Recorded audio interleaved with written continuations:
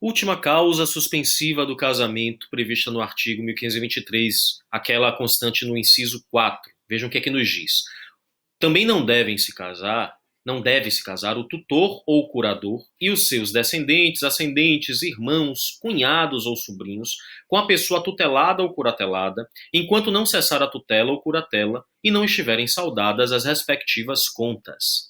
Vejam, queridos, aqui nós temos, encerrando este ciclo, né, de causas suspensivas referidas pelo dispositivo legal, temos a alusão à relação que existe entre o indivíduo órfão, né, ou indivíduo interdito, maior de idade, mas desprovido de capacidade civil, com o seu tutor para o órfão ou seu curador para o civilmente incapaz, apesar da maioridade. Diz-nos o legislador que estes indivíduos eles não devem se casar com o tutor ou o curador não devem se casar com os seus pupilos, menores órfãos, ou seus interditos, maiores e civilmente incapazes, enquanto não encerrada a relação jurídica de tutela ou de curatela.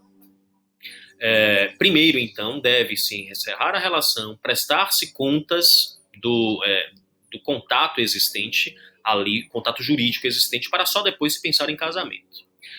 Considero eu, particularmente, que este dispositivo ele é totalmente incongruente com o que nós estabelecemos hoje como premissa valorativa do direito de família contemporâneo. Vejam, se diz que é possível o casamento entre o tutor e o menor de idade órfão, desde que preste contas da tutela perante o juízo, perante a justiça. Não é? Me parece extremamente estranho que no momento presente nós enxerguemos o vínculo de tutela como uma porta aberta à paixão, ao amor de cunho sexual que permita as pessoas se envolverem através do casamento. A tutela, quando vocês estudarem o Instituto, verificarão isso que eu estou dizendo, ela pretende se aproximar do vínculo de paternidade. É um mecanismo que tende a suplementar, suprir a ausência de pai e de mãe no trato jurídico em relação ao menor de idade.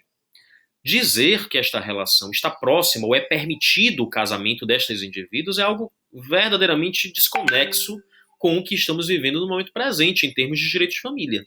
Tá?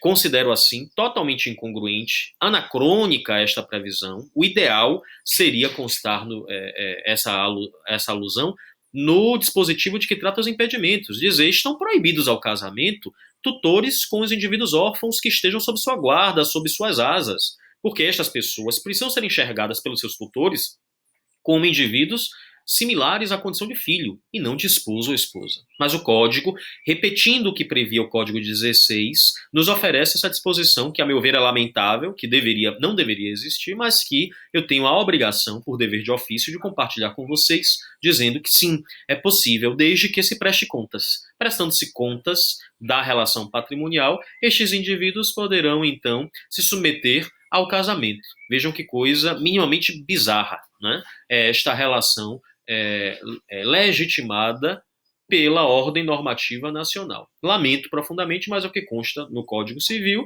e aí eu compartilho com vocês. Não há proibição, então, do vínculo de casamento decorrente de uma relação de tutela ou curatela. Relações assistenciais e que deveriam palmilhar um outro caminho, muito mais fundado na solidariedade, na alteridade, no altruísmo, né? E que não abrisse esse espaço para pensarmos que se eu tenho uma pupila, tenho uma pessoa sob meus cuidados menor de idade, que eu me apaixone, torne aquilo juridicamente plausível, a ponto de conduzir esta menina ao altar para a realização de um casamento. Mas, apesar disso, dessas considerações que eu faço, é isto que nos diz o Código Civil brasileiro, permitindo o casamento entre estes indivíduos. Aí está o rol, tá? Previsto no código. É um rol, como eu disse, que de meras recomendações e que pode, inclusive, ser desfeito, tá?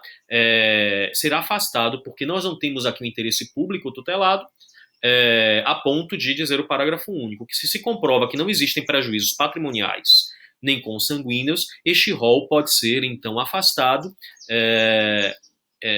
da incidência e o casamento pode ser considerado lícito a teor de uma convicção judicial, dizendo aqui não há prejuízo, então libere-se os indivíduos para escolherem, assim, o regime de bens que julgarem mais conveniente. Aí está, queridos, então, o estudo das nossas causas suspensivas ao casamento.